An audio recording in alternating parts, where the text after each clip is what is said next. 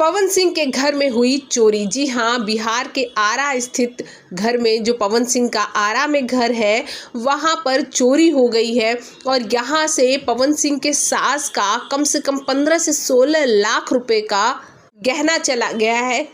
साथ ही कैश और कई कीमती सामान, पिस्टल की गोलियां तक चोर चुरा ले गए। आपको ये बता देते हैं कि आरा में पवन सिंह की सास रहती हैं। सिंह के घर में पवन सिंह की पहली पत्नी की माँ, की पहली पत्नी जो नीलम थी, उनकी माँ यहीं आरा में रहती हैं पवन सिंह के घर में। यहाँ पर उन्हीं का सारा सामान चोरी हो गया है।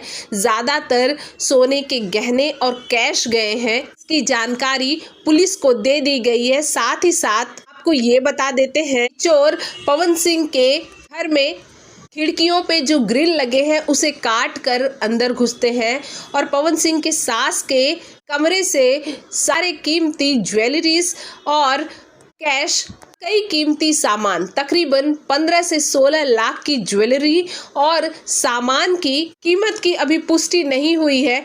पिस्टल की गोलियां तक चोर लेके फरार हो गए।